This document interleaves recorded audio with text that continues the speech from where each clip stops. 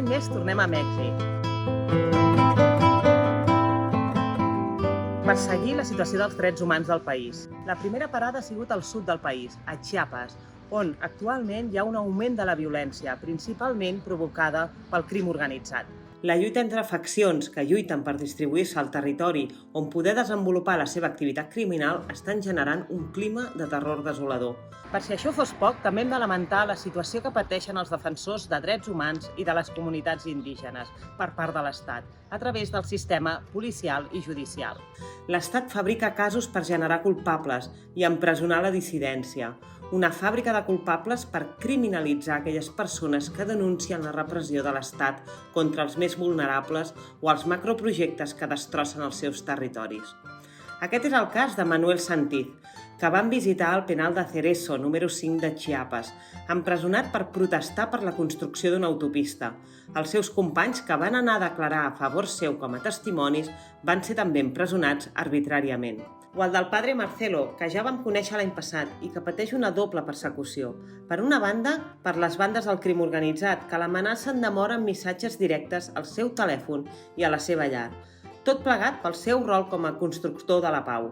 I per altra banda, pel mateix estat, que li ha interposat una ordre de detenció per un cas totalment manipulat amb l'única intenció d'aturar la seva defensa dels drets dels indígenes. Durant la nostra estada a Chiapas també ens hem pogut reunir amb organitzacions que acompanyen migrants que venen del Centre i Sud-amèrica a la frontera de Mèxic i que volen arribar als Estats Units. Ens trobem que aquestes persones es veuen exposades a greus vulneracions de drets humans, que inclouen la trata, l'extorsió, la prostitució forçada o l'esclavitud i la discriminació. La feina d'entitats com el Colectivo de Observación y Monitoreo de Derechos Humanos del Sureste Mexicano és essencial per garantir els drets de les persones migrades. I davant d'aquest panorama hem sigut testimonis de com organitzacions treballen pels drets humans, que s'hi juguen la vida, que tenen greus amenaces però que no desisteixen.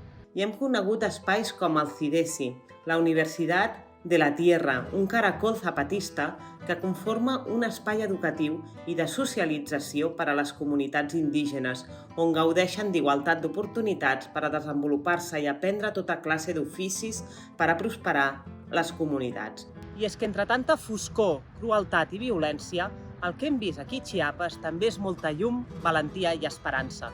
De Chiapas hem anat a Michoacán per fer el seguiment de la zona de la Meseta Purépecha, on les comunitats indígenes treballen pel seu dret a l'autodeterminació i també tenen una lluita pel seu territori, davant les multinacionals i el crim organitzat.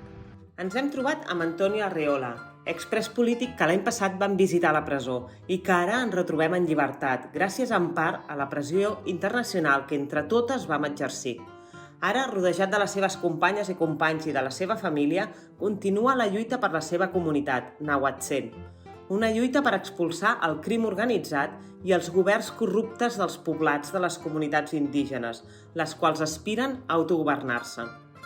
Un exemple dels processos que les comunitats indígenes purépechas volen aturar és el cultiu de l'alvocat, l'or verd.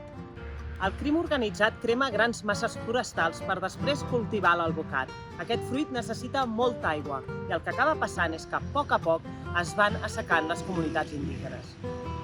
I això passa molt sovint amb el beneplàcit dels governs municipals de torn que són aliats del crim organitzat. El cultiu de patata intensiu a la zona que promou l'empresa Sabritas Leis a Catalunya també suposa un problema pel tipus de químics que utilitza i pel dany que fan al subsol. I davant d'aquest panorama, moltes comunitats de la zona han iniciat moviments d'autogovern i autodefensa per poder donar continuïtat no només a la seva forma de viure, sinó també a la seva pròpia llar. I en aquest context coneixem les companyes de la cooperativa Apinau, dones valentes que treballen pel seu territori i per la comunitat. Sobretot potenciant la dona indígena en els espais públics, la seva formació i la protecció del medi ambient, en aquest cas amb l'apicultura. Marxem molt contentes de conèixer unes lluites que ens sentim molt properes i que cal visibilitzar. I un espai per fer-ho, evidentment, és la Comissió Parlamentària Mixta, que comencem aquesta setmana entre eurodiputats i congressistes i senadors mexicans i on parlarem del Tractat de Lliure Comerç entre la Unió Europea i Mèxic. Un acord global que no pot desvincular el progrés econòmic del respecte pels drets humans. Per això, el grup Versale exigirem durant les negociacions una clàusula de suspensió del tractat efectiva i aplicable en cas de vulneració greu dels drets humans. Perquè Europa ha de contribuir a un Mèxic millor, un Mèxic lliure de violències i lliure d'empreses que busquen maximitzar el seu benefici a costa de l'existència de comunitats indígenes senceres i de l'ecosistema.